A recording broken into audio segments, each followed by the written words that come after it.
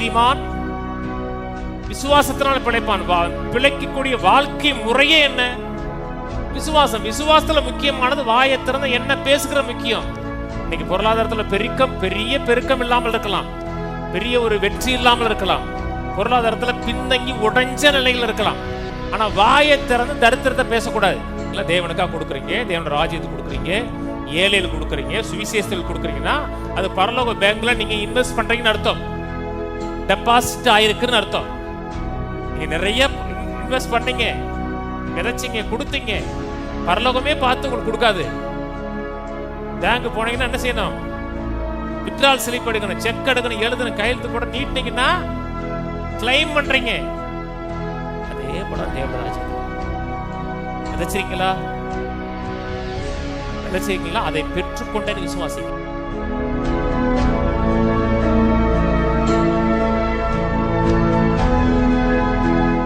சங்கீதம் 115 12ஆம் வசனத்தில் நான் வாசிக்கிறேன். சங்கீதம் 115 12. கர்த்தர் நம்மை நினைத்திருக்கிறார், அவர் ஆசீர்வதிப்பார், இஸ்ரவேல் குடும்பத்தாரை ஆசீர்வதிப்பார், ஆரோன் குடும்பத்தாரை ஆசீர்வதிப்பார். கர்த்தருக்கு பயப்படுகிற பெரியோரையும் சிறியோரையும் ஆசீர்வதிப்பார். கர்த்தர் உங்களையும் உங்கள் பிள்ளைகளையும் வர்த்திக்க பண்ணுவார். வானத்தையும் பூமியையும் படைத்த கர்த்தராலே நீங்கள் ஆசீர்வதிக்கப்பட்டவர்கள். வானங்கள் கர்த்தருடையவைகள், பூமியோ மனுபுத்திரனுக்கு கொடுத்தார். 14ஆம் வசனம் சொல்லுகிறது, கர்த்தர் உங்களையும் உங்கள் பிள்ளைகளையும் வர்த்திக்க பண்ணுவார். கையில் வந்து சொல்லுவோம், கர்த்தர் என்னையும் என் பிள்ளைகளையும் வர்த்திக்க பண்ணுவார். ஆமேன். பக்கத்தில் கையை கொடுத்து சொல்லுவோம், கர்த்தர் உங்களையும் உங்கள் பிள்ளைகளையும் வர்த்திக்க பண்ணுவார். ஆமேன். அதான் கர்த்தருடைய விருப்பம். கர்த்தர் நம்மை பெருக பண்ணுவார், இருக்கிற நிலையிலிருந்து நம்மை அடுத்த நிலைக்கு கொண்டு போவாருங்கிற ஒரு விசுவாசம் நமக்கு இருக்கிறது என்றால், அந்த விசுவாசம் நம்ம எப்பொழுதுமே ஒரு எதிர்பார்ப்புக்குள்ளே கொண்டு போகும். அந்த எதிர்பார்ப்பு நம்மை ஒரு பரவசத்துக்கு நேராக கொண்டு போகும்.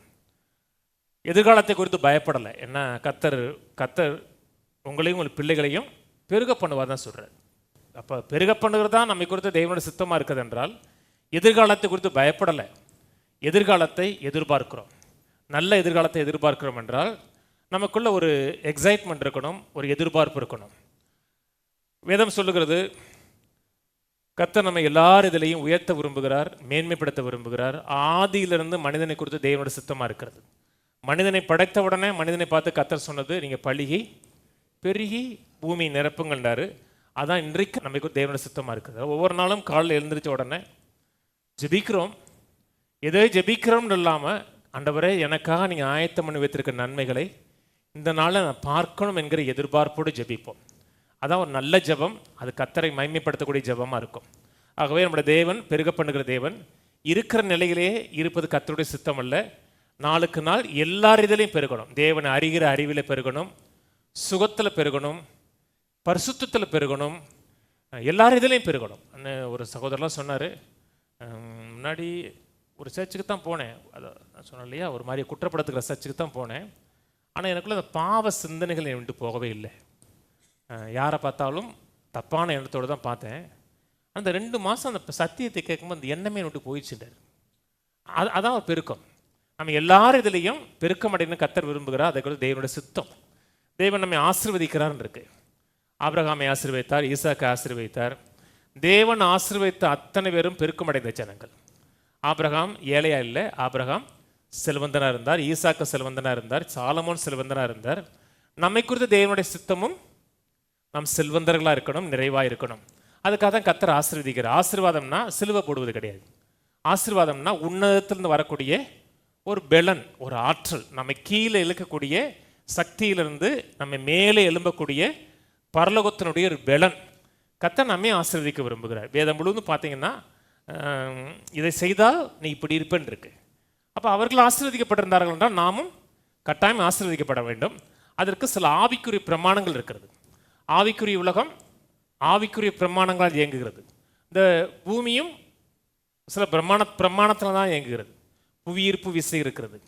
புவியீர்ப்பு விசை இல்லைன்னா நம்ம இந்த உலகத்தில் வாழவே முடியாது. இன்றைக்கி சில நேரத்தில் சில பசங்கள்லாம் அப்படியே இந்த பைக்கில் இப்படி போகிறான் தெரியுமா, எப்படி தான் போகிறான் தெரியல, ஆச்சரியமாக இருக்குது. இப்படி போகிறா, அப்படியே அப்படி போகிறான். அப்படி போய் ஏன் அப்படி கீழே விழணும்னா அந்த புவியீர்ப்பு விசை எனக்கு பிடிக்குது இல்லையா? அப்படி போகாதீங்க சொல்கிறேன். புவியீர்ப்பு விசை தான் நம்மை இந்த உலகத்தில் வாழ வைக்குது, நம்மை நடக்க வைக்குது, ஜெயிக்க வைக்குது. இந்த உலகத்தில் வாழும் பொழுது நம்ம என்ன செஞ்சாலும் அதை கருத்தில் வச்சு தான் ஒரு காரியத்தை செய்கிறோம். அப்போ ஆவிக்குரிய ரீதியிலையும் ஆவிக்குரிய பிரமாணங்கள் செயல்படுகிறது. பொருளாதாரத்தில் நம்ம முன்னேற்றம் அடைய வேண்டும் என்றால் ஆவிக்குரிய பிரமாணங்களை நாம் கனப்படுத்த வேண்டும், அதன்படி வாழ வேண்டும். அப்படி பொருளாதாரத்தில் வெற்றி பெறுவதற்கு, பொருளாதாரத்தை பெருக்கமடைவதற்கு ஒரு 5 முக்கியமான ஆவிக்குரிய பிரமாணங்கள் இருக்குன்னு சொன்னேன். இது வரைக்கும் 4 சொல்லியிருக்கிறேன். முதலாவது பிரமாணம், தலையாய பிரமாணம், தேவனை முதல்ல வைக்கணும், தேவனை கனப்படுத்தி வாழணும்.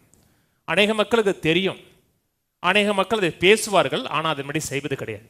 வேதம் சொல்லுவது முதலாவது தேவனுடைய ராஜ்யத்தையும் நீதியும் தேடுங்க. முதல்ல தேவனுடைய ராஜ்யம், தேவனை கனப்படுத்தணும். அப்படி வாழ்ந்தோம் என்றால் இவையெல்லாம் உங்களுக்கு கூட கொடுக்கப்படும் இருக்கு. அப்படி பேசும்பொழுது தேவனை கனப்படுத்தி வாழணும், தேவனை உயர்த்தி வாழணும்னு சொல்லும் பொழுது ஒரு காரியம் சொன்னேன். தசம பாகத்தை குறித்து கொஞ்சம் பேசினேன். தசம பாகத்தை குறித்து பேசும்போது மக்களுடைய மனதில் ஏன் பணத்தை குறித்து பேசுகிறாங்க, நம்ம பணத்தை அவங்க எடுக்க விரும்புகிறாங்களா அப்படின்னு நினைக்கிறாங்க. வேதம் சொல்லுகிறது தசம பாகம் கர்த்தருடையதுன்னு இருக்கு. தசம பாகம் விதை கிடையாது. தசம பாகம் தேவனுக்கு நம்ம செலுத்தக்கூடிய ஒரு விதை கிடையாது. ஏன்னா அது தேவனுடையது, தேவனுக்கு கொடுக்கறதும் கிடையாது. தசம பாகங்கிறது நீங்கள் தேவனுக்கு கொடுக்கறதே கிடையாது. ஏன்னா தசம பாகம் அவருடையது. இப்போ நீங்கள் எனக்கு ஒன்று கொடுக்கணும்னா எங்கள் வீட்டிலேருந்து நீங்கள் கொடுக்கக்கூடாது இல்லையா? பாசம் ட்ரெஸ் வாங்கி தரேன், ஒரு 1000 ரூபா கொடுங்க அப்படின்னு சொல்லிட்டு என்கிட்டே வாங்கி நீங்கள் கொடுத்தீங்கன்னா அது கொடுக்கறது கிடையாது. தசம பாகம் யாருடையது? தசமம் கர்த்தருடையது. அப்போ தசம பாகத்தை நான் கொடுக்கும்பொழுது நான் கர்த்தருக்கு கொடுக்குறேன்னு கிடையாது, அது தேவனை கனப்படுத்துகிறேன்னு அர்த்தம். அதுக்கப்புறம் நான் கொடுக்கறது, மற்ற கொடுக்கறது தான் விதையாக மாறுகிறது. தேவனை கனப்படுத்தி விதைக்கிறோம். இதில் எனக்கு சந்தேகம் இருக்குது, இல்லைங்க எனக்கு தசம பாகம்லாம் கிடையாது அப்படி நினச்சிங்கன்னா நீங்களே பைபிளை படிங்க. யாருடைய கருத்தை எடுக்காமல் நீங்களே ஆதிகாமத்திலேருந்து படிங்க. தசம பாகம் பைபிள் இருக்கான்னு படித்து பாருங்கள். இப்போது ஒரு இந்த வாரம் கூட ஆரம்பத்தில் இந்த செய்தியில் ஊழியம் செய்யக்கூடிய ஒரு பாஸ்டர் தான். அவருக்கு பொருளாதாரத்தில் ரொம்ப கஷ்டப்படுறேன்னாரு. பாஸ்டர் என்ன செய்வது, எப்படி செய்வது, நீங்கள் என்ன செய்வீங்கன்னாரு. அவர் பேசினார். அவருக்கு கொஞ்சம் பேசினேன். தசம பாகத்தை குறித்து அவருக்கு பெரிய ஒரு வெளிச்சம் இல்லை. தசம பாகங்கிறது தேவனுடையது. நீங்களே பாருங்கள், அதை நான் செலவழிக்கலாமா, நான் செலவழிக்கக்கூடாதா, அது எனக்குரியதா, அது தேவனுக்குரியதான்னு நீங்கள் செக் பண்ணி பாருங்கள். நான் ஒரு பிரசங்க சொன்னால் தசம பாகத்தை கர்த்தர் ஏதேன் தோட்டத்திலே வச்சார்னாரு. நீங்கள் அநேக மக்கள் சொல்கிறாங்க தசம பாகம் நியாயப்பிரமாணத்துக்கு உட்பட்டதுங்கிறாங்க. தசம பாகம் நியாயப்பிரமாணத்துக்கு உட்பட்டு வரல. தசம பாகங்கிற வார்த்தை முதல்ல எங்கே வருது என்றால் ஆபிரகாமின் காலத்தில் வருகிறது. ஆபிரகாம் நியாயப்பிரமாணத்துக்கு உட்பட்டவர் அல்ல. ஆபிரகாம் வாழ்ந்தது கிருபையின் காலத்தில் வாழ்ந்தார். ஆபிரகாம் காலத்தில் இருந்த உடன்படிக்கை தான் இன்றைக்கு இயேசு கிறிஸ்துவின் மூலமாக புரஜாதிகளுக்கு உண்டாயிருக்கிறது. அன்றைக்கி ஆபிரகாமுக்கு உண்டான உடன்படிக்கை ஒரு சிறு கூட்டத்துக்குள்ளே இருந்துச்சு. அந்த உடன்படிக்கையோட நீச்சி தான் இயேசு சிறுவியல் செய்த உடன்படிக்கை. நான் சொன்னது புரியுதுங்களா? நடுவில் வந்தது நியாயப்பிரமாணத்தின் உடன்படிக்கை. அதுக்குள்ளே அது என்ன செஞ்சான்னா கட்டளையாக கொடுத்தாரு. நான் சொன்னது புரியுதுங்களா? அதுக்கு முன்னாடி கட்டளையாக கொடுக்கல, அதை செய்ய சொன்னார். ஏதேன் தோட்டத்திலே தசம பாகத்தை வச்சார்னு ஒரு பிரசங்கர் சொல்கிறார். ஏதேன் தோட்டத்தில் நன்மை தீமை அறியத்தக்க மரம் இருக்கு பார்த்தீங்களா, அதே தசமம் வாங்குறாரு. அது என்னைக்கு நீ தொட்டையோ அன்னைக்கு தான் தரித்திரம் வச்சுக்கிறாரு. தசமமாக கர்த்தருடையது. சில சொல்கிறாங்க நியாயப்பிரமாணத்துக்கு உட்பட்டது, புதிய ஏற்பாட்டில் இல்லை. புதிய ஏற்பாட்டில் எங்கே இல்லை? கலாத்தியர் புத்தகம் எங்கே இருக்குது? புதிய ஏற்பாட்டில் இருக்குது. எபிரேயர் புத்தகம் எங்கே இருக்கிறது? புதிய ஏற்பாட்டில். எபிரேயர் 7ஆம் அதிகாரம் 8ஆம் அதிகாரம் ரெண்டுமே தசம பாகத்தை குறித்து பேசுகிறார். மெல்கிசேதேக் குறித்து பேசுகிறார். மெல்கிசேதேக் குறித்து பேசும்போது எதை எடுக்கிறார்? அவர் தசம பாகத்தை எடுக்கிறார். அவர் தசம பாகங்கிறது தேவனுக்குரியது. தேவனை கனப்படுத்தி தேவனை மைமைப்படுத்தி வாழும் பொழுது என் வாழ்க்கையில் பொருளாதார பெருக்கம் உண்டாயிருக்கிறது. இப்போ எனக்கு கர்த்தருடைய கிருபையினாலே பொருளாதாரத்தில் கர்த்தரை நல்லா வச்சிருக்கிறார். ஒரு குறையும் கிடையாது. பண காரியத்தில் நான் இது வரைக்கும் யோசிச்சது கிடையாது. கர்த்தரை நல்லா வச்சிருக்கிறார். எனக்கு வர்ற பணத்தை எல்லாம் நான் என் விருப்பப்படி எப்படினாலும் செலவழிக்கலாமா? சொல்லுங்க. எனக்கு வர்ற பணத்தை ஏன் விருப்பப்படி நான் எப்படினாலும் கண்டவாறு செலவு பண்ணலாமா? கூடாது. ஏன்? அப்போ நீங்க நான் எனக்கு வர்ற பணத்தை நான் கண்டவாறு செலவு பண்ணக்கூடாது.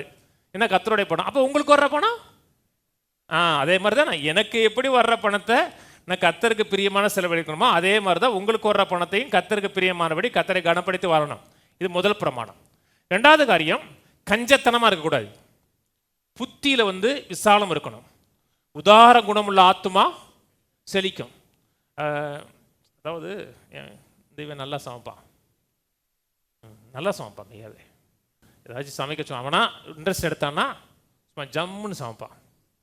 குலோப் ஜாமுன்லாம் பண்ணான்னு வச்சுங்களேன், கடையில் வைக்கிற குலோப் ஜாமை காட்டிலும் சூப்பராக பண்ணுவான். ரியல் குலாப் ஜாமுனாக இருக்கும். எடுத்தீங்கன்னா அது உடையாது, இருக்கும். இந்த வாரம் நடுவில் ஒரு சிக்கன் ஒன்று செஞ்சான், பார்க்க நல்லா இருந்துச்சு, கொஞ்சம் சாப்பிட அவ்வளோ டேஸ்ட்டாக இல்லை, கொஞ்சம் ஸ்பைசஸ் கூடிருச்சு. சொன்னால் எனக்கு மட்டும்தான் செய்வேன், அவனுக்கு கொடுக்க மாட்டேன். அவனுக்கு கிடையாது, எனக்கு மட்டும்தான். அண்ணன் அப்படி சொல்லக்கூடாதா, நிறையா செய்ய வேணுன்னா கூட கொஞ்சம் வாங்கிக்க. ஏன்னா மனதில் மனது எக்ஸ்பாண்ட் ஆகிருக்கணும். அவனுக்கு அவனே வேணான்னு சொன்னால் கூட நீ கொடுத்து பாரு, கொடுக்கும்போது உனக்கு ஒரு சந்தோஷம் இருக்கும்டா. நீ கொடுத்தான் சாப்பிட்டான், ஆனால் சொல்லுவான் அவனுக்கு கொடுக்க மாட்டேன் அப்படிமா, கட்டாயம் கொடுத்துருவான், ஆனால் கொடுக்க மாட்டேன். நீ கொடுத்து பாருங்களேன், ஒரு உள்ளத்தில் ஒரு எக்ஸ்பான்ஷன் ஏற்படும். அது உள்ளத்தில் ஒரு எக்ஸ்பான்சர் ஏற்படலைன்னா கையில் விரிவாக்கமே ஏற்படாது. முதல்ல கஞ்சத்தனமாக இருக்கக்கூடாது. மூணாவது காரியம், மதியீனத்தை மேற்கொள்ள வேண்டும் சொன்னேன். மதியீனத்தை மேற்கொள்ள வேண்டும். மந்த புத்தி உள்ளவர்களாக இருக்கக்கூடாது, ஞானம் உள்ளவர்களாக இருக்க வேண்டும் பேசினேன். அவருக்கா ஞானத்துக்கும் செழிப்புக்கும் நிறைய தொடர்பு இருக்குன்னு பேசினேன் இல்லைங்க. மாம்சம் ஆளுகை செலுத்தக்கூடாது, ஆவி ஆளுகை செலுத்தணும். ஒரு காரியத்தில் ஒரு இன்வெஸ்ட் பண்ணும்போது கூட ஆவியானவர் என்ன சொல்கிறாருன்னு கேட்டு தான் இன்வெஸ்ட் பண்ணணும். ஞானத்துக்கும் செழிப்புக்கும் இடையே மிகப்பெரிய தொடர்பு இருக்குது. வேதத்தில் ஞானமுள்ள மனிதன் சாலமன், வேதத்திலே மிகவும் ஐஸ்வர்யம் உள்ள மனிதனும் சாலமன் தான். ஞானத்துக்கும் செழிப்புக்கும் மிகப்பெரிய தொடர்பு இருக்கிறது. இன்றைக்கி அநேக மக்கள் தசமாக கொடுக்குறாங்க, காணிக்கை கொடுக்குறாங்க. அதெல்லாம் கரெக்டாக ரெகுலராக பக்காவாக கொடுக்குற ஆட்கள் எனக்கு தெரியும். கரெக்டாக பக்காவாக கொடுப்பாங்க. கர்த்தர் ஆசீர்வதிக்கிறார், அவங்க வாழ்க்கையில் நிறைய கர்த்தர் பண வரவை ஏற்படுத்தி கொடுக்குறார். அப்படி இருந்து இன்னும் ஒரு தரித்திரியமாக தான் இருக்காங்க. கொடுத்தாங்களா? கொடுத்தாங்க. கர்த்தர் ஆசீர்வதிச்சாரா? ஆசீர்வதிச்சார். பணம் வந்துச்சா? பணம் வந்துச்சு, நிறையா வந்துச்சு. ஆனால் அவங்க தரித்திரத்திலேருந்து வெளியே வந்துட்டாங்களான்னு கேட்டோம்னா தரித்திரத்துலேருந்து வெளியே வரலை. கையில் நிறைய காசு இருந்தும் நிறைய பணம் இருந்தும் நீங்கள் மதியீனமாக செய்யக்கூடிய ஒரு காரியம் அத்தனை பணத்தை உங்கள் வாழ்க்கையில் தூக்கிடும். அதனால ஞானம் அவசியம், ஆவியானுடைய வழிநடத்தல் அவசியம். கர்த்தருடைய ஞானத்தை கேட்டு ஆவியானுடைய வழிநடத்தலை கேட்டு கையில் கர்த்தர் கொடுத்த பணத்தை நான் எப்படி செலவழிக்க வேண்டும், எந்த விதத்தில் செலவழிக்க வேண்டும் கர்த்தர்கிட்ட கேட்டிங்கன்னா கர்த்தர் எப்படி செலவழிக்க வேண்டும் என்று அவர் சொல்லிக் கொடுப்பார். எந்த விதத்தில் இன்வெஸ்ட் பண்ணு சொல்லி கொடுப்பார். அப்படி அவருடைய வழிநடத்தல் படி போனீங்கன்னா நீங்கள் ஒரு நாளும் ஏழையாக மாறவே மாட்டீங்க. நான் சொன்னது புரியுதுங்களா? இது எல்லாமே ஒன்றோடு ஒன்று இணைந்திருக்கிறது. நான் உக்கிரானத்துவம் பண்ணுறேன், கர்த்தர் கொடுத்த பணத்தை நான் சரியாக செலவு பண்ணுறேன்னு சொல்லி கஞ்சனாவும் மாறிடக்கூடாது. நான் சொன்னது புரியுதுங்களா? கணத்தை பிடிச்சா செலவழிப்பேன் அப்படின்னு சொன்னீங்கன்னா கஞ்சனா மாறிடக்கூடாது. உதார குணமுள்ள ஆத்மாவும் இருக்கணும், அதே நேரத்தில் பணத்தை சரியாக கையாளவும் தெரியணும். நாலாவது காரியம், கீழ்ப்படிதல் குறித்து பேசுகிறேன். நீங்கள் மனம் புரிந்து செவி கொடுத்தால் தேசத்துடைய கொடுமையை புசிப்பீர்கள் இருக்கு. தமிழில் மனம் புரிந்து செவி கொடுத்தால் இருக்கு, ஆங்கில பைபிளில் வில்லிங் அண்ட் ஒபீடியன்ஸ் இருக்கிறது. மனம் புரிந்து கீழ்ப்படிந்தால் தேசத்தினுடைய கொடுமையை புசிக்கலாம். அதே போல் ஜாக்கிரதையாக இருக்கணும். நீதிமொழிகள் புத்தகம் முழுவதும் ஜாக்கிரதையுள்ள மனிதனை குறித்து பேசுகிறது. ஜாக்கிரதையுள்ள மனிதன் செல்வந்தனாக இருப்பான் இருக்கு. ஒரு வேலை செய்கிறீங்க, அந்த வேலையில் ஜாக்கிரதை இல்லை, ரொம்ப அஜாக்கிரதையாக கேர்லெஸ்ஸாக இருந்தீங்கன்னா நீங்கள் பெரிய லெவலில் பெரிய வெற்றியை பார்க்க முடியாது. எனக்கு தெரிஞ்ச ஒரு சகோதரர் தான், நல்ல சகோதரர், ராஜபாளையத்தை கூட சொன்னேன். அவர் மட்டும் கொஞ்சம் ஜாக்கிரதையாக சுறுசுறுப்பாக ஜாக்கிரதையாக இருந்தாருன்றா ராஜபாளையம் முழு சர்ச்சையும் அவர் கட்டி கொடுத்துருப்பார். ராஜபாளையம் நான் ஒன்றுமே பரவாயில்ல, கூட இருந்தால் போதும், அத்தனை அந்த ஹோல் கன்ஸ்ட்ரக்ஷன் அவரே முடிச்சு கொடுத்துருப்பார். அப்படி அவர் யாரும் தெரியும், எனக்கு அவருடைய இருதயம் தெரியும். ஏன் அந்த அளவுக்கு இல்லைன்னா ஜாக்கிரதை கிடையாது, ஒரு காரியத்தில் சுறுசுறுப்பு கிடையாது. அதனால் கர்த்தர் பணம் கொடுத்தும் கையில் பணம் இல்லை. நான் சொன்னது புரியுதுங்களா? சுறுசுறுப்பாக இருக்கணும்னா நான் காலையிலேருந்து அப்படியே சுறுசுறுப்பாக ஓடிக்கிட்டே இருக்கக்கூடாது. நான் சொன்னது புரியுதுங்களா? நீங்கள் ஞானத்தோடு ஓடணும். சுறுசுறுப்பாக ஓடுறது மட்டுமல்ல, ஞானத்தோடு ஓடணும். நீங்கள் மதுரைக்கு போகணும், ஆனால் இந்த தென்காசி ரோட்டில் நீங்கள் வேகமாக 120 கிலோமீட்டர்ஸ் ஸ்பீடில் எவ்வளோ போனாலும் நான் சுறுசுறுப்பாக தான் இருக்கேங்க, நான் வேகமாக தான் இருக்கேன்னு சொல்லி போகிற பாதை தெரியாமல் போனீங்கன்னா வேஸ்ட்டு. அப்போ எல்லாமே ஒன்றோட ஒன்று இணைங்கிருக்கிறது. சுறுசுறுப்பாகவும் இருக்கணும், அதே நேரத்தில் ஆவியானுடைய வழி நடத்துதன்படி சுறுசுறுப்பாக இருக்கணும். வாசிங்க பிரசங்கி 10 திருப்போம். பிரசங்கி 10:10. இரும்பு ஆயுதம் மழுங்கலாய் இருக்க அதை ஒருவன் தீட்டாமல் போனால் அதிக பலத்தை பிரயோகம் பண்ண வேண்டியதாகும். ஆகையால் ஒரு காரியத்தை செவ்வையாய் செய்வதற்கு ஞானமே பிரதானம். ஒரு காரியத்தை சிறப்பாக செய்வதற்கு ஞானம் தான் பிரதானம். ஆங்கில பயில நல்லா இருக்கும், wisdom is profitable to direct இருக்கும். நம்மை சரியாக வழிநடத்துவதற்கு wisdom என்பது லாபகரமாக இருக்கிறது. சொன்னது புரியுதுங்களா? ஒரு காரியத்தை செய்யும்போது உடனே செய்யக்கூடாது. எனக்கு தெரியும் அப்படி செய்யக்கூடாது. 4 பேரை சொன்னாங்க அப்படி செய்யக்கூடாது. கத்தட்ட கேட்கணும், ஞானம்னா என்ன? ஒரு காரியத்தை கொடுத்த முடிவு, இது எப்படி முடியும், என்னவாக முடியும் அப்படிங்கிற ஆரம்பத்தில் முடிவை பார்ப்பது.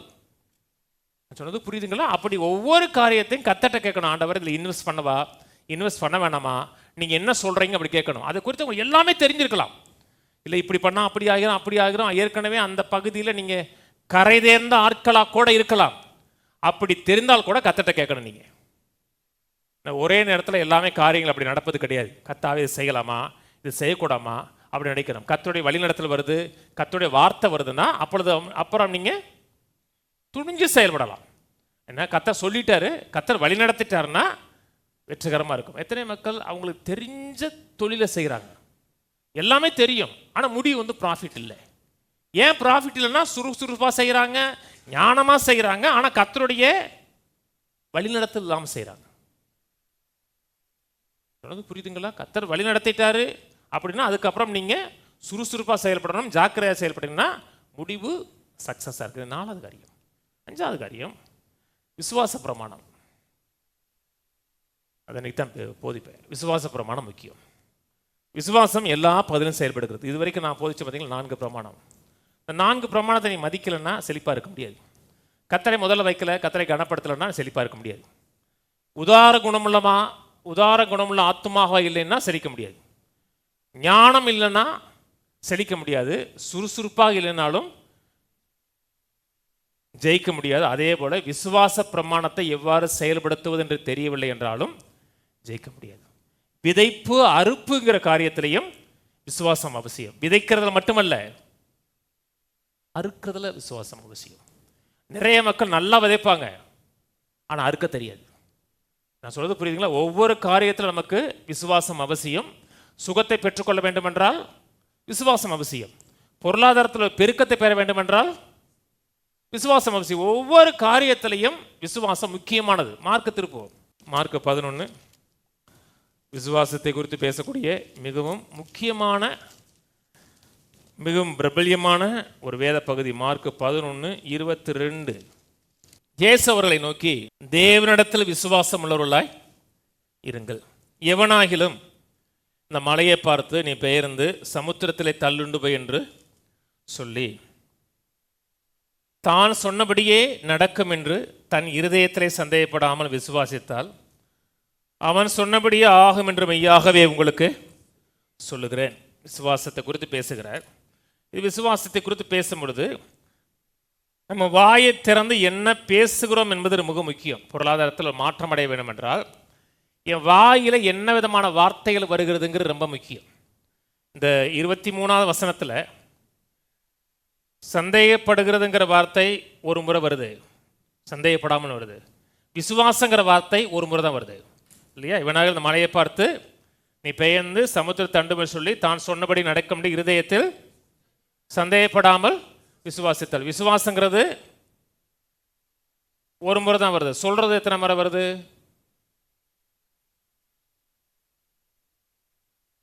மூணு முறை வருது. சொல்லி தள்ளுண்டு போய் என்று சொல்லி தான் சொன்னபடி நடக்கும் என்று ரெண்டாவது காரியம், அவன் சொன்னபடி ஆகும் என்று அப்ப 3 தடவை சொல்றாரு. பொருளாதார காரியத்திலையும் நான் சொல்லுவது முக்கியம். தசமம் கொடுக்கலாம், காணிக்கை கொடுக்கலாம். ஆனால் வாயை திறந்து தரித்திரத்தை பேசுனீங்கன்னா பெருக்கத்தை பார்க்க முடியாது. நல்லா ஜெபிக்கலாம், காலையில் எழுந்திரிச்சு 2 மணி நேரம் ஜெபிக்கலாம், 3 மணி நேரம் ஜெபிக்கலாம். ஆண்டவரே எங்களை இப்படி ஆசீர்வதிங்க, அப்படி ஆசீர்வதிங்க, இந்த கொடுங்க அதை கொடுங்க எல்லாம் சொல்லிட்டு விசுவாசத்தில் ஜெபிச்சுட்டு ஒரு 2 மணி நேரம் கழித்து வாயை திறந்து என்ன ஜெபிச்சமோ அதுக்கு விரதமாக பேசி ஜெபித்த ஜெபத்தை பேசின வார்த்தையினால நல்லிஃபை பண்ணிடலாம், ஒன்றும் இல்லாமல் ஆக்கிடலாம். அப்போ நான் பேசுறது மிக முக்கியம். நான் வாயை திறந்து என்ன பேசுகிறேன்? அநேக மக்கள் தங்கள் வாயின் வார்த்தையினாலேயே தரித்திரத்தை வீட்டு கொண்டு வந்துடுறாங்க. என்ன பேசுகிறோம், எதை விசுவாசிக்கிறோம், வாயை திறந்து என்ன சொல்லுகிறோம் ரொம்ப முக்கியம். நான் சொல்றது புரியுதுங்களா? ரட்சிக்கப்பட்டீங்களா? ரட்சிக்கப்பட்டங்கிற நிச்சயம் இருக்கா உங்களுக்கு? நிறைய மக்களுக்கு ரட்சிக்கப்பட்ட நிச்சயம் இல்லை. இயேசுங்களை ஆண்டவராக ஏற்றுக்கொண்டிருக்கிறீர்கள் என்றால் கர்த்தர் உங்களை ரட்சித்திருக்கிறார், பாவங்கள் எல்லாம் கழுவி இருக்கிறார் என்ற நிச்சயம். ஆண்டவரே, என்னை ரட்சித்தக்கா நன்றி, உடைய பிள்ளையாக மாற்றினதுக்கா நன்றி, என்னை ஏற்றுக்கொண்டதுக்கா நன்றின்னு வாயை திறந்து சொல்லணும்.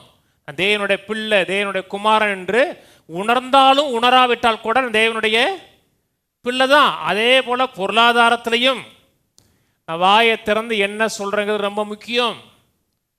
என்ன வேதம் சொல்கிறது? நீதிமான் விசுவாசத்தினால் பிழைப்பான். பிழைக்கக்கூடிய வாழ்க்கை முறையே என்ன? விசுவாசம். விசுவாசத்தில் முக்கியமானது வாயை திறந்து என்ன பேசுகிற முக்கியம். நான் என் வாழ்க்கையில் நான் எந்த இடத்துல இருக்க போகிறேன், எப்படி வாழ போகிறேன், என் வாழ்க்கையினுடைய தரத்தை தீர்மானிக்கிறது என்றால் என் வாயிலிருந்து பேசக்கூடிய வார்த்தைகள். வாயை பார்க்கணும், வாயில் என்ன பேசுகிறோம், வாயிலிருந்து என்ன வார்த்தைகள் வருது கவனிக்கணும். நிறைய மக்கள் கவனிக்கிறது கிடையாது. வாயை திறந்தோம்னா கண்ட மாதிரி பேசுறது, தரித்திரத்தை பேசுறது, தரித்திரத்தை உச்சமாக பேசுறது, அப்புறம் கர்த்தரை ஆசீர்வதிப்பான்னு எதிர்பார்த்தீங்கன்னா சாத்தியமானது கிடையாது. சில காரியத்தை பேசுகிறோம் இல்லையா, நெகட்டிவாக பேசுகிறோம்லங்க, அதைத்தான் நீங்கள் எதிர்பார்க்குறீங்களா? அப்போ எதிர்பார்க்கல இல்லை, அப்போ ஏன் பேசணும்? நிறைய மக்கள் சொல்கிறாங்க, இல்லைங்க நான் அப்படி எதிர்பார்க்கலங்க, சொல்லிட்டேங்க, அதெல்லாம் ஒரு முக்கியமாக இல்லைங்க.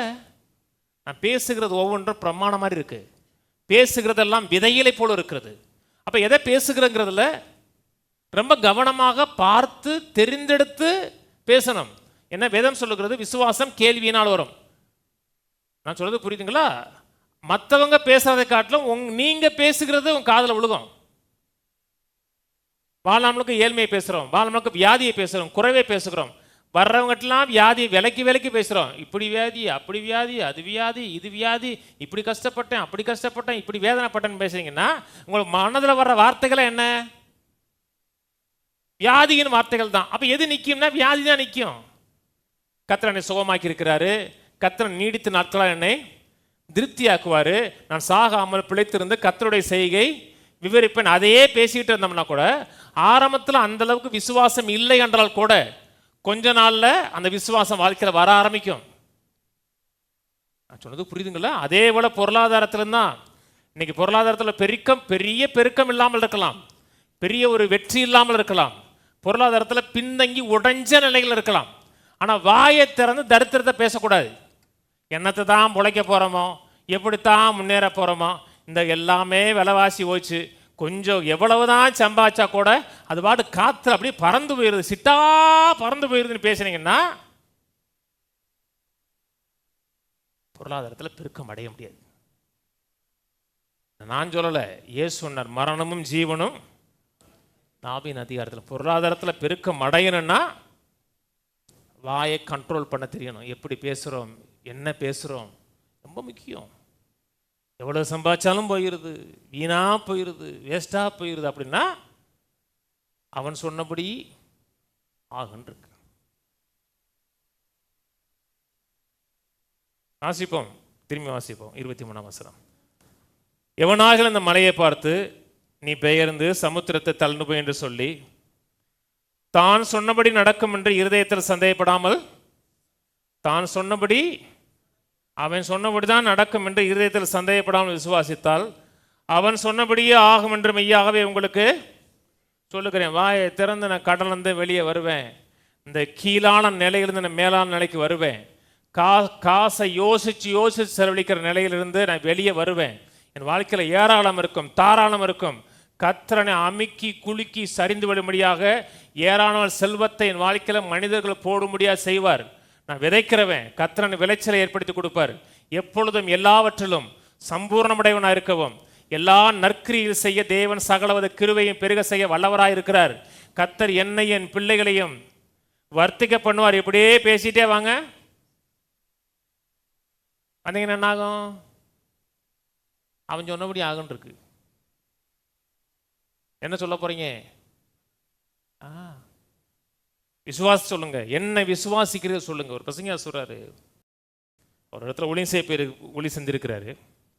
அப்போ அந்த பகுதியில் ஒரு ஊழியக்கார அம்மா, ஒரு 50 வயசு பக்கத்தில், அவங்களுக்கு கேன்சரில், வயிற்றில் கேன்சர் ஏற்பட்டு அவங்களால சாப்பிட முடியல. அவங்க பல நாட்களுக்கு முன்னாடி மறிச்சிருக்கணும், ஆனால் மறிக்கலை. இன்டேக்கே கிடையாது, சுத்தமாக கிடையாது. அப்படியே எலும்பும் தோலுமாக அப்படி படுத்துருந்துருக்காங்க. ஒரு போயிருக்காங்க, ஜோமனை போயிருக்காரு. எப்படி இருக்கீங்கன்னு கேட்டிருக்காரு. நமக்கு பேசவும் முடியல, நான் பல நாள் சாப்பிட இல்லையா, ரொம்ப பலவீனமாக இருக்கேன், சாப்பிட முடியல, சாப்பிட்றதெல்லாம் சாப்பிட்டா கூட வாய் வெளியே வந்துடுது, ரொம்ப பலவீனமாக இருக்கேன்னு என்ன அவர் சொன்னார். அப்படி சொல்லாதீங்க. நீங்கள் பலவீனமாக இருக்க தான் விரும்புகிறீங்களா? வேதம் சொல்வது பலவீனன் தன்னை பலவான் என்று சொல்ல கடவுன் இருக்கு. ஒரு நாளும் பலவீனன் சொல்லாதீங்க, பலவான் சொல்லுங்க. பைபிள் சொல்லுகிறது, கர்த்தர் அப்படி தான் செயல்படுகிறார். இல்லாததை இருக்கிறதை போல் அழைக்கிறார். பிரசங்கர் அந்த அம்மாட்ட சொல்லியிருக்காரு, தேவனால் கூடாத காரியம் ஒன்றும் இல்லை. இந்த வாலிப வயதில் நீங்கள் மரிப்பது கர்த்தரோட சித்தம் கிடையாது. இந்த வியாதி தேவனோட நோக்கமும் கிடையாது. இதுலேருந்து வெளியே வருவீங்க, விசுவாசிங்கன்னு முதல்ல சொல்லியிருக்காரு. ஏன்னைக்கு இந்த உலகத்தில் வியாதி இருக்குது? தீமை நிறைந்த உலகம். மனிதனுடைய பாவத்தினாலேயும் பிசாசினாலேயும் இந்த உலகம் இந்த நிலையில் இருக்கிறது. வியாதியாக இருப்பது கர்த்தரோட சித்தமா? கிடையாது. கர்த்தர் வியாதியை கொடுத்து பாடம் சொல்லி கொடுக்குறாரா? கிடையாது. வியாதி கர்த்தருடைய சித்தம்னா 2வது வரிகளை வியாதி இருக்கணும். 2வது வரிகளை வேதம் சொல்லுகிறது, அழிவுள்ளது அழியாமை தரித்துக் கொள்ளும், சாவுக்கு ஏதுவானது சாவாயம் தரித்துக் கொள்ளும், அப்பொழுது வியாதியே இருக்காதுன்னு இருக்கு. வியாதி தேவ சித்தம்னா செகண்ட் கம்மிங்லையும் வியாதி இருக்கணும். புரியுங்களா? அப்போ வியாதி தேவனுடைய சித்தம் கிடையாது. நம்மாட்ட சொல்லியிருக்காரு, பலவீனத்தை பேசாதீங்க, சுகவீனத்தை பேசாதீங்க, நான் பலவான் சொல்லுங்க. பலவான் கர்த்தரிலும் கர்த்தருடைய சத்துவத்தில் நான் பலப்படுகிறேன் சொல்லிட்டு வாங்க. சொல்லுங்கன்னு இருக்க. நான் பலவான். நம்ம சொல்லியிருக்க, நான் பலவான், நான் கர்த்தரிலும் கர்த்தருடைய சத்துவத்திலையும் பலப்படுகிறேன். திரும்பி சொல்லியிருக்காரு, நான் பலவான் கர்த்தரிலும் கர்த்தருடைய சத்துவத்திலையும். திரும்பி சொல்லுங்க சொல்லி 10 முறைக்கு மேலே சொல்லியிருக்காரு. 1 மணி நேரத்தில் நம்ம எந்திரிச்சு உட்காந்துருக்கு படக்குண்டு. சுற்றி இருந்தவங்கெல்லாம் பயங்கர ஆச்சரியம். அந்த அம்மா இப்போ உட்காந்து பல ஆண்டுகள் ஆச்சுங்க, பல மாதம் ஆச்சுங்க. எப்படி திரும்பி சொல்லுங்க, இதே சொல்லிகிட்டே இருங்கன்னு இருக்காரு. திரும்பி 2 வருஷம் கழிச்சு அந்த ஏரியாவுக்கு போயிருக்காரு. அந்த அம்மா பல நாடுகள் கூலி நீ போயிருச்சான். அதான் விசுவாசம். எப்படி சுகத்தில் விசுவாசம் வேலை செய்கிறதோ பொருளாதாரத்திலையும் வேலை செய்யும். உடைந்த நிலையில் இருக்கலாம், கீழான நிலையில் இருக்கலாம், மேலே வருவதற்கான வாய்ப்பே இல்லாமல் கூட இருக்கலாம். ஆனால் வாயை திறந்த அர்த்தத்தை பேசக்கூடாது. உலகம் அப்படி பேசக்கூடிய உலகம், கீழான காரியத்தை பேசக்கூடிய உலகம். 4 பேர் மத்தியில் பேசும் பொழுது, நான் நல்லா இருக்கேன், என் கையில் காசு இருக்குது, எனக்கு வீடு இருக்குது, அப்படி எவனுமே சொல்ல மாட்டான். என்னப்பா ஒன்றுமே ஓட்டமே இல்லை, என்னத்தை தான் பிழைக்க போகிறேன்னு தெரியல, இந்த உலகத்தில் எப்படி தான் முன்னேற போகிறேன்னு தெரியல, பிள்ளைகளை எப்படி படிக்க வைக்கிறேன்னு தெரியல, என்னத்தை வாழ்ந்து எவ்வளவு பணம் வந்தாலும் என்னையா பணம் நிற்கவாயா செய்யுது அப்படின்னு சொன்னோம்னா, நீங்கள் அந்த கூட்டத்தில் போய் ஆமாம் நிற்கவா செய்யுது அப்படின்னா பொருளாதார பெருக்கத்தை பார்க்க முடியாது. கர்த்தர் ஆசீர்வதிக்கணுமா, தேவனோட ஆசீர்வாதம் வெளியே வரணுமா, வாய் முக்கியம். அவங்க வாயை நீங்கள் அடக்க முடியாது. அதனால வேதம் சொல்லி, நாவை அடக்க, உங்கள் வாயை அடக்கலாம், அவன் வாயை அடக்க முடியாது. அவன் வாயை அடக்கிட்டானா எத்தனை குடும்பத்தில் சண்டை, எவ்வளோ பிரச்சனை சூப்பராக இருக்கும். பொண்டாட்டி வாயை உங்களால் அடக்க முடியும்னு வச்சுங்களேன், குடும்பம் எப்படி இருக்குங்க? யார் வாயை உங்களால் அடக்க முடியாதுங்க. உங்கள் வாயை நீங்கள் அடைக்கலாம். உங்களுக்கு உண்டா சொல்லுங்க. நான் மனைவி மட்டும் சொல்லலைங்க, தப்பாக நினச்சிக்காதீங்க சகோதரிகள். சில இடத்துல நீங்களாம் நல்ல ஆட்கள், நீங்கள்லாம் குணசாலியான ஸ்திரீகள், நீங்கள் பேசுங்க. கர்த்தர் ஆசீர்வதிக்கிறார், கர்த்தர் உயர்த்துவார். எனக்கு இந்த நிலைகள் இல்லை, கர்த்தர் நிறைய பணத்தை கொடுக்குறாரு, அமுக்கி குறுக்கி சரிந்து விடும்படியான செல்வத்தை கொடுக்குறாரு. அப்படியே பேசிட்டு வந்தீங்கன்னா, காலை மதியம் இரவு பேசுறீங்கன்னா விசுவாச பிரமாணம் செயல்பட ஆரம்பிச்சிடும். திரும்பி வாசிப்போம் 24ஆம் வசனம். அதனால் நீங்கள் ஜெபம் பண்ணும் பொழுது எவைகளை கேட்டுக்கொள்வீர்களோ அவைகளை பெற்றுக்கொள்வோம் என்று விசுவாசியுங்கள், அப்பொழுது அவைகள் உங்களுக்கு உண்டாகும் என்று சொல்லுகிறேன். இந்த 24ஆம் வசனத்தை தமிழில் ஒரு சின்ன தவறு இருக்கும். அவைகளை பெற்றுக்கொள்வோம் என்று விசுவாசியுங்கள், அப்படி இல்லை, அவைகளை பெற்றுக்கொள்கிறேன் என்று விசுவாசியுங்கள். இங்கே ஜெபம் பண்ணும் பொழுது அவைகளை நான் பெற்றுக்கொள்கிறேன் என்று விசுவாசியுங்கள், அப்பொழுது அவைகள் உங்களுக்கு உண்டாகும். விசுவாசம் தான் ஒரு காரியத்தை நமக்கு சொந்தம் பாராட்டுகிறது, அதை நமக்கு அனுபவிக்க வைக்கிறது. ஜெபம் பண்ணும் பொழுதே அவைகளை பெற்றுக்கொண்டேன்னு விசுவாசிங்க. இயேசு தான் ஆண்டவர்னு விசுவாசம், அந்த நிமிடமே பரலோகத்தினுடைய சகல ஆசீர்வாதத்தை பெற்றுக்கொண்டிருக்கிறோம். பரலோக தேவனுடைய பிள்ளையாக மாறி இருக்கிறோம். நான் சொன்னது புரியுதுங்களா? எப்போ ஒரு காரியத்தை வாயை திறந்து சொன்னோமோ, விசுவாசித்தோமோ, அந்த நிமிடமே நான் தேவனுடைய ஆசீர்வாதத்தை அனுபவிக்கிறேன், தேவனுடைய பிள்ளையாக மாறி இருக்குன்னு அர்த்தம். இயேசு தான் ஆண்டவர்னு சொன்னீங்கன்னா நீங்க தேவனுடைய பிள்ளை தான். எப்படி ரட்சிக்கப்பட்டீங்க? நீங்க நற்கிரியை செய்தனாலயா?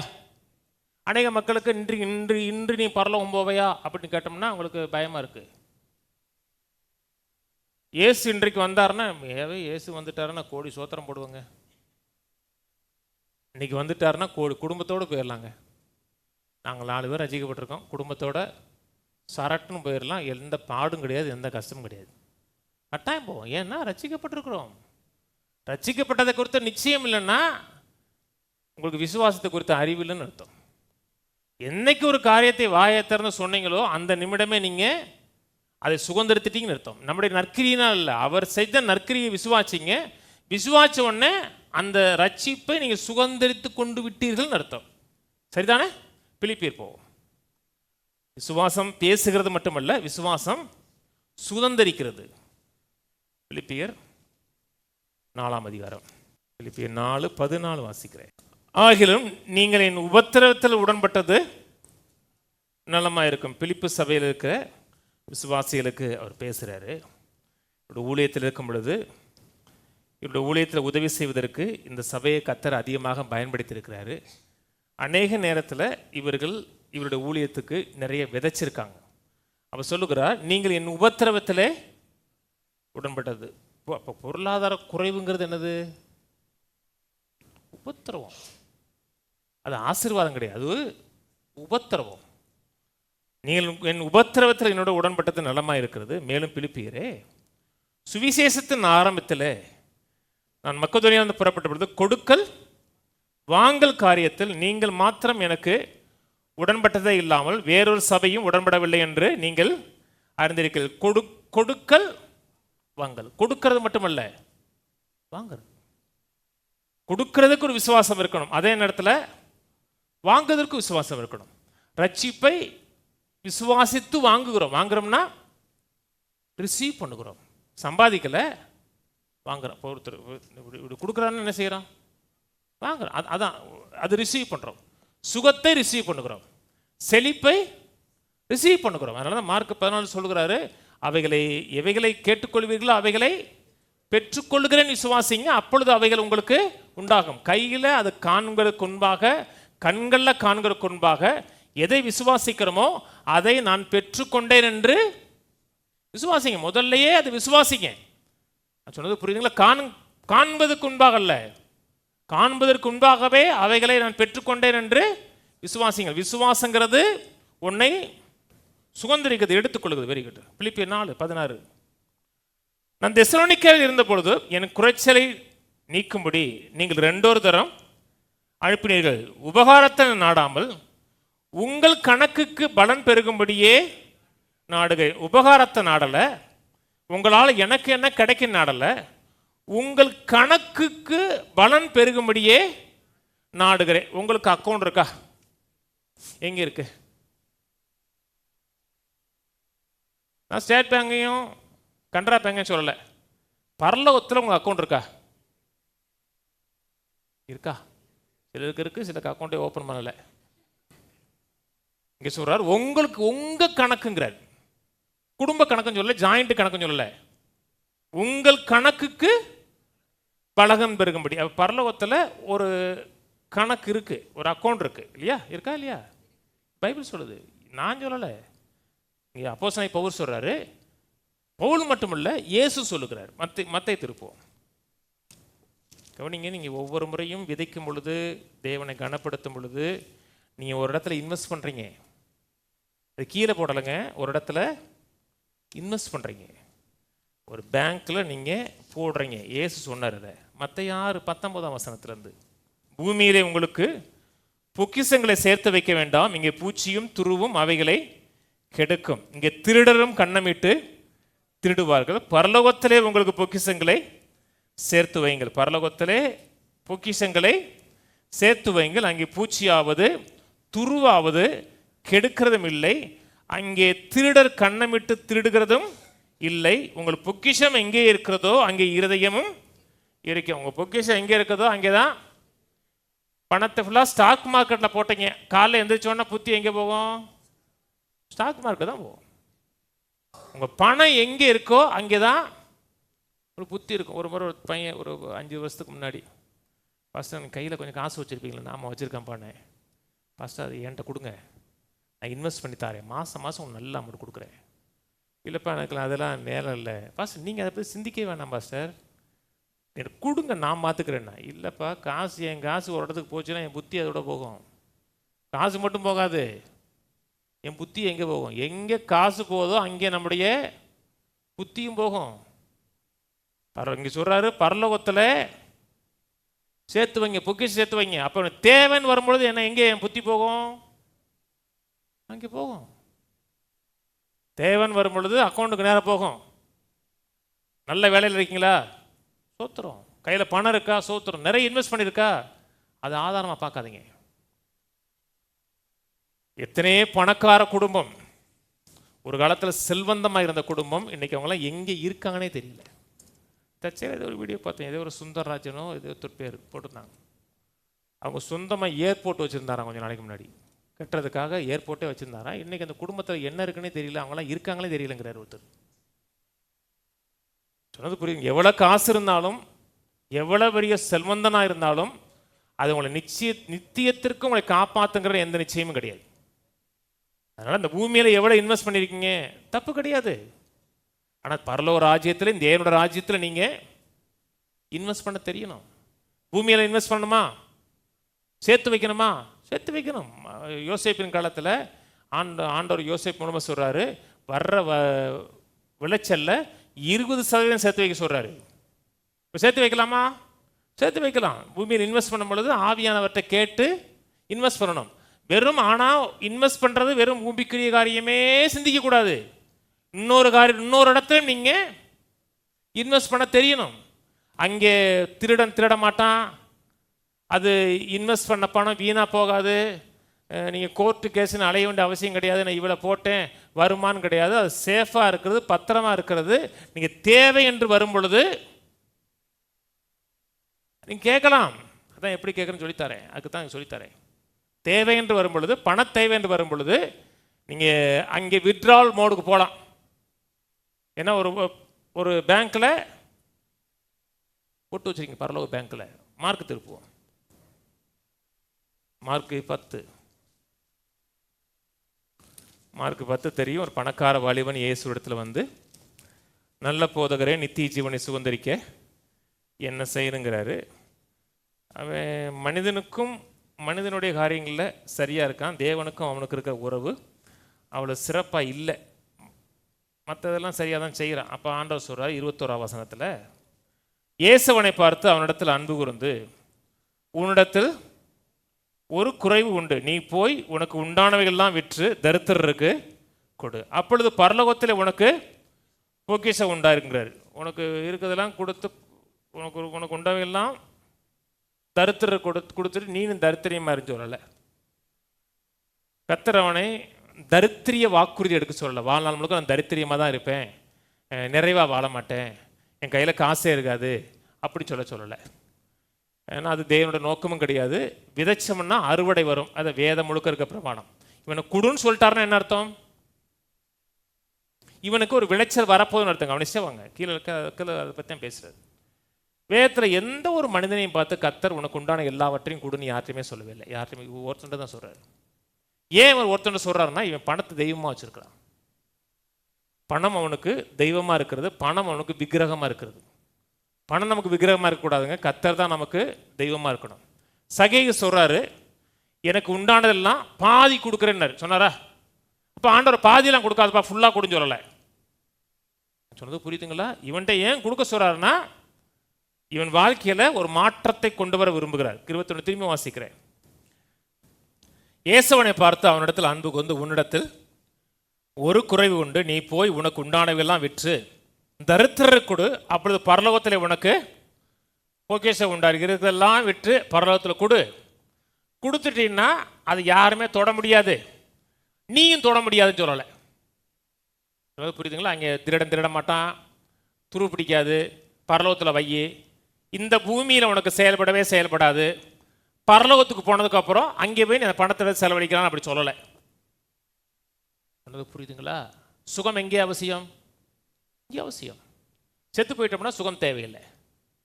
அதே மாதிரி செழிப்பு எங்கே அவசியம்? இங்கே அவசியம். பரலோகத்தில் போக செலவு இருக்கா? எனக்கு தெரிஞ்சு தெரியல. பரலோகத்தில் காசு வேணுமான்னு தெரியல. அப்போ பரலோகத்தில் அக்கௌண்ட்டில் போட சொல்கிறாரா? அப்போ அதனுடைய பலனை எங்கே அனுபவிக்கணும்?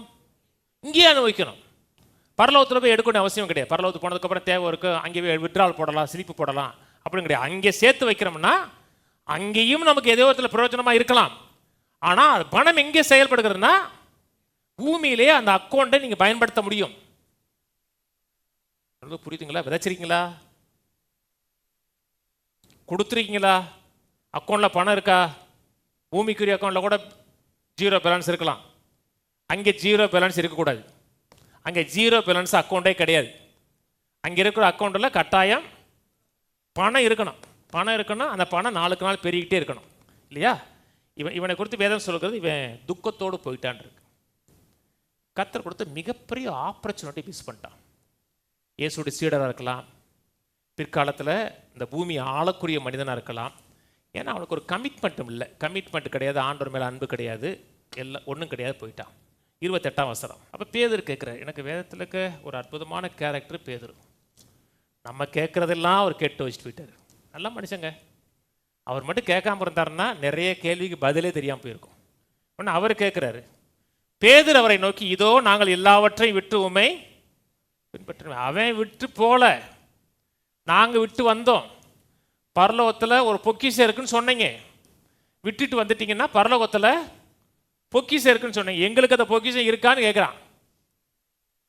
சொன்னது புரியுதுங்களா? அவன் விட்டு போயிட்டானே.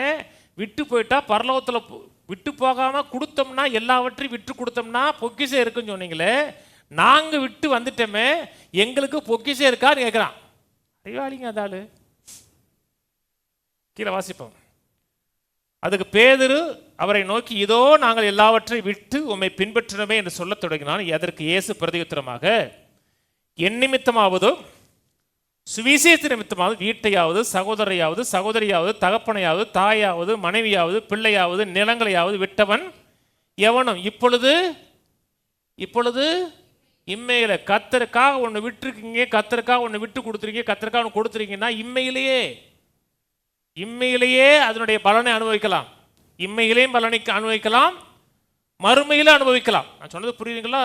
கொடுத்தப்பா அது பரலோகத்தில் சேஃபாக இருக்குப்பா, இங்கே பூமியில் உனக்கு பயன்படான்னு சொல்லலை. இந்த பூமியிலேயே அந்த அக்கௌண்ட் எடுத்து நீங்கள் யூஸ் பண்ணலாம். தேவைன்னு வரும்பொழுது எப்படி வித்ட்ரால் பண்ணுதுன்னு தெரிஞ்சிருக்கணும். வாசிப்போம். இப்பொழுது இம்மையிலே துன்பங்களோட கூட நூறத்தனையாக வீடுகளையும். நூறத்தனையான வீடு தேவையா? வாடகைக்கு விடலாம். பாருங்க, நான் ஒரு வீட்டில் 10 வருஷமாக இருந்தேன். போன வாரம் காலி பண்ண சொல்லிட்டாங்க. 10 வருஷம் பார்த்து வீடு எங்களுக்கு வேணும், காலி பண்ண சொல்லிட்டாங்க. இப்போ நான் வீடு பார்க்க வேண்டியிருக்கு. நீங்கள் உங்களுக்கு ஒரு 100 வீடு இருந்துச்சு, எனக்கு ஒரு வீடு கொடுக்க மாட்டீங்க வாடகைக்காச்சும்? ஒரு 100 வீடு இல்லாட்டா 10 வீடாச்சும் இருக்கணுங்க. மூணாறில் ஒரு வீடு இருக்கணும், கொடைக்கானல் ஒரு வீடு இருக்கணும், லேக் ஹவுஸ் ஒன்று இருக்கும், அப்புறம் மவுண்டன் வியூன்னு ஒன்று இருக்கணும். வேணாமா? கொடைக்கானல் போனீங்கன்னா ரிசார்ட்டில் தான் கூட நம்ம வீட்டை திறந்து நம்ம வீட்டிலே தங்கிட்டு, அது ஊட்டியில் ஒரு வீடு, கொடைக்கானல் ஒரு வீடு, மூணாறில் ஒரு வீடு, அப்புறம் ஹிமாச்சல பிரதேசத்தில் ஒரு வீடு. வேணாமா? வேணும். பைபிள் சொல்லுது, இம்மையிலேயே நூறத்தனையான வீடுகளையும் சகோதரரையும் சகோதரர்களையும் தாய்களையும் பிள்ளைகளையும் நிலங்களையும் மறுமையிலே நித்திய ஜீவனை அடைவான் என்று மெய்யாகவே உங்களுக்கு அந்த அக்கௌண்ட்ல இம்மையிலேயே அதனுடைய பலன் இருக்குங்கிறார். துன்பங்களோடுங்கிறார். உங்களுக்கு 100 வீடு, கொடைக்கானல் ஒரு வீடு இருக்கு, ஊட்டியில் ஒரு வீடு இருக்கு, மூணாறில் ஒரு வீடு இருக்கு. கூட பிறந்தவங்களுக்கா சந்தோஷப்படுவாங்க? வைத்தறிச்சலாக இருக்கும். அப்படி நல்லா இருந்தீங்கன்னா சில துன்பம் இருக்கும். அது கண்டுக்காதீங்க, அது சமாளித்து போயிடலாம். ஆனால் கர்த்தர் இம்மையிலே கொடுக்க விரும்புகிறார். சரிதானே? 1 தீமோத்தேயு போ, அந்த அக்கௌண்ட்டு இம்மையிலேயே செயல்படுகிறது, இம்மையிலையும் மறுமையிலும் செயல்படுது. 1 தீமோத்தேயு 4:8 சரீர முயற்சி அற்ப பிரயோஜனம் உள்ளது. எக்ஸசைஸ் பண்ணுறது நல்லதா? நல்லது. குறிப்பாக 40 வயசுக்கு மேலே போச்சுன்னா கட்டாயம் எக்ஸசைஸ் பண்ணணும். அட்லீஸ்ட் வாக்கிங்காச்சும் இருக்கணுங்க. ஒரு 1/2 hour வாக்கிங். பெண்களுக்கு தேவையில்லை, ஏன்னா பெண்கள் ஒரு நாளைக்கு நிறைய நடக்கிறீங்க, வீட்டுக்குள்ளேயே நடக்கிறீங்க, இங்கே போகிறீங்க. ஆண்கள் கட்டாயம் 1/2 hour ஆச்சும் நடக்கணும். எப்போ நடக்கலாம்? எப்போனா நடக்கலாம். நைட்டு 10 மணிக்கு சாப்பிட்டு கூட ஒரு 1/2 hour நடக்கலாம். சொல்வது புரியுதுங்களா? கட்டாயம் அவசியம். நம்ம மெட்டபாலிசம் சரியாக செயல்படுவதற்கு எக்ஸசைஸ் கட்டாயம் அவசியம்.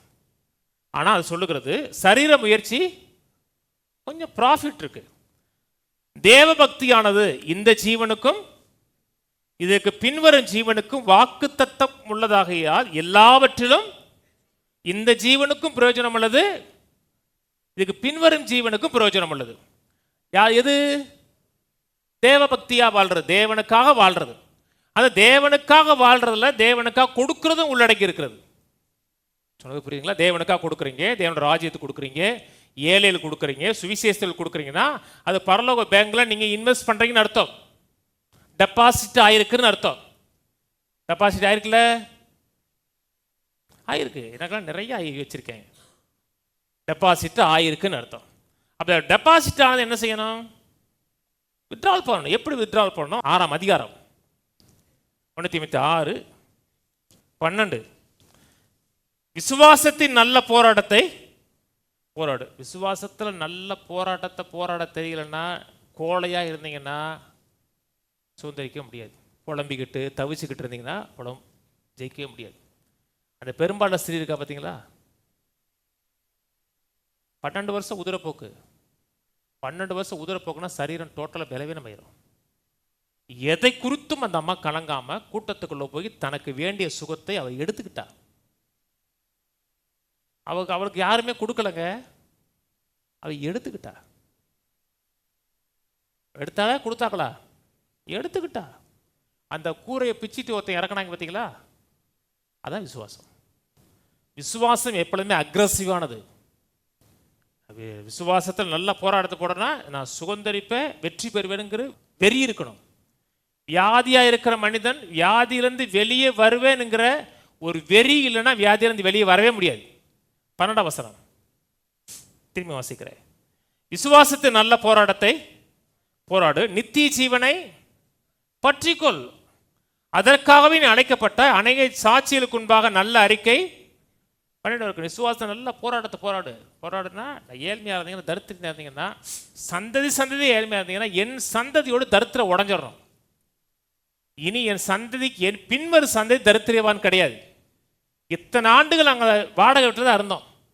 என் சந்ததியிலேருந்து நாங்கள் சொந்த வீட்டில் இருப்போம், சொந்த காரில் போவோம், தேவனோட ராஜ்யத்துக்கு நாங்கள் விதைப்போம், தேவனோட ஊழியத்துக்கு நாங்கள் உதவியாக இருப்போம், விசுவாசத்தில் நாங்கள் துணிஞ்சு விதைப்போம். அப்படி நினச்சிங்கன்னா விசுவாசத்தில் நல்ல போராட்டத்தை போராடுகிறன்னு அர்த்தம். அது புரியுதுங்களா? அப்புறம் சொல்றாரு 17ஆம் வசனத்தில், இவ்வுலகத்தில்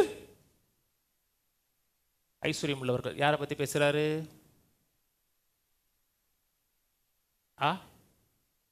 இவ்வுலகத்தில் ஐஸ்வர்யம் உள்ளவர்கள். யாரை பற்றி பேசுறாரு? உங்களை பற்றி தான் சொல்றாருங்க. இந்த உலகத்தில் ஐஸ்வர்யம் உள்ளவர்னா அந்த பணக்காரனை பற்றி பேசுறாரு, இல்லை என்னை பற்றி பேசிட்டு இருக்காரு. இல்லை நான் ஐஸ்வர்யவான். நீங்கள் பார்க்கும்போது எப்படி பார்க்கணும்? அந்த பணக்காரனை பற்றி பேச இல்லைங்க, என்னை பற்றி பேசிட்டு இருக்காருங்க, உங்கள்கிட்ட பேசுறாருங்க. இந்த உலகத்தில் ஐஸ்வர்யம் உள்ளவர்கள். நீங்கள் யாரு? ஐஸ்வர்யம் உள்ளவர்கள். இந்த உலகத்தில் நல்லா கவனிங்க, உங்களை ஐஸ்வர்யவானாக பார்க்கல அப்படின்னா புத்தியில் மாற்றம் அடையணும். கையில் காசே இல்லாமல் இருக்கலாம், பாக்கெட்டில் காசே இல்லாமல் இருக்கலாம், ஆனால் புத்தியில் நான் ஒரு ஐஸ்வர்யவான் பணக்காரன் அப்படி பார்க்கணும். இந்த உலகத்தில் ஐஸ்வர்யம் உள்ளவர்கள் இருமாப்பான சிந்தை உள்ளவர்களாக இராமல் நிலையற்ற ஐஸ்வர்யத்தின் மேல். அந்த பணக்காரன் ஏன் போனான்னா அந்த பணத்தின் மேல் நம்பிக்கை வச்சான். நிலையற்ற ஐஸ்வர்யத்தின் மேல் நம்பிக்கை வையாமல் அனுபவிப்பதற்கு சகலவித நன்மைகளையும் சம்பூர்ணமாக கொடுக்கிற ஜீவனுள்ள தேவன் மேல் நம்பிக்கை வைக்கவும் நன்மை செய்யவும் நற்கிரியைகளில் ஐஸ்வர்யவான்களாகவும் தாராளமாய் கொடுக்கிறவர்களாகவும் உதார குணமுள்ளவர்களாக இருக்கவும் நித்திய ஜீவனை பற்றி கொள்ளவும். நித்திய ஜீவனை லே ஹோல்டு பண்றது. அந்த பெற்றுக்கொண்டதாக விசுவாசின்னு சொன்னார பார்த்தீங்களா? எவைகளை கேட்டுக்கொள்கிறீர்களோ அவைகளை அந்த பெற்றுக்கொள்ளுகிற விசுவாசமும் நித்திய ஜீவனை பற்றி கொள்ளுகிற வார்த்தையும் ஒன்று. நித்திய ஜீவனை லே ஹோல்டு பண்ணுங்க, பிடிச்சுக்குங்க. நித்திய ஜீவனை என்ன? அது மட்டும் கிடையாது, தரமான வாழ்க்கை, தேவன் அனுபவிக்கக்கூடிய ஒரு வாழ்க்கை. அந்த தேவனுடைய வாழ்க்கையை பிடிச்சுக்கிட்டு அந்த சிந்தையை வச்சுக்கிட்டு ஐஸ்வர்யவா நினைச்சிட்டு அந்த சிந்தையில செய்யுங்க.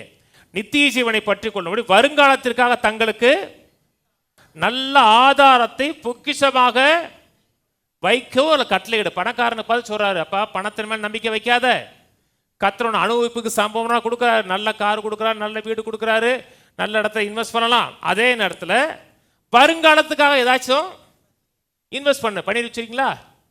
உங்களுக்கு எதிர்காலத்துக்காக ஏதாவது இன்வெஸ்ட் பண்ணிருக்காங்க? ரொம்ப பேட்டு இல்லைங்க. லூக்கா 16 வீட்டில் படிச்சு பாருங்க. ஒரு கெட்ட உக்கிரான காரணம் கொடுத்து பேசுறாரு. எஜமானுடைய பணத்தை திருடுறான், நல்லா திருடுறான். திருட்டு புத்தி இருக்கக்கூடாதுங்க. பண விஷயத்தில் சரியில்லைன்னா நீங்கள் எதுலையுமே சரி இருக்க முடியாது. ஒரு சென்னை போதகட்ட ஒரு காரியத்தை பேசிகிட்டு இருந்தேன். அப்போ பேசிகிட்டு இருக்கும்போது ஒரு பையனை பற்றி பெரும்பாலும் பேசுகிற கிடையாது, ஒருத்தனை பற்றி பேசும்பொழுது அவன் கூட காணிக்கையிலேருந்து காசு எடுத்து போயிட்டான்னு சொன்னாங்கன்னு. இப்போ ஒருத்தனா எடுத்தான், பலர் எடுத்திருக்கான் பாண்டார். ஒருத்தர் எடுத்தான்னா சொல்லலாம், பலர் எடுத்திருக்கான் பாண்டார். காசு விஷயத்தில் கரெக்டாக இருந்தால் தான் முன்னேற முடியும். அவன் எஜமானுடைய பணத்தை எடுக்கிறான். எடுத்துட்டு எஜமான் கணக்கு கேட்க சொல்கிறாரு. ஆனால் கணக்கு கொடுக்க முடியாது. அப்போ சொல்கிறான், எல்லார்ட்டையும் வாங்கினவன்ட்ட 1 லட்சம் வாங்கினவன்ட்ட 50,000 எழுது, 2 லட்சம் வாங்கினவன்ட்ட 1 லட்சம் எழுது அப்படி சொல்கிறான். அதெல்லாம் எஜமான் கேட்டு அந்த அநீதி உள்ள உக்கிரானக்காரன் புத்தியாக நடந்தாங்கிற. கணக்கை தப்பாக எழுதுனது இல்லை, தன்னுடைய எதிர்காலத்துக்கு ஒன்று செய்கிறான். வேலையை விட்டு போயிட்டோம்னா அவன்கிட்ட 50,000 இருக்குது, இவன்கிட்ட 1 லட்சம் இருக்குது.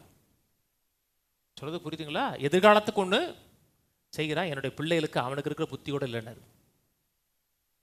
எதிர்காலத்துக்குன்ற பிள்ளைகள் ஒன்றுமே செய்வது கிடையாது.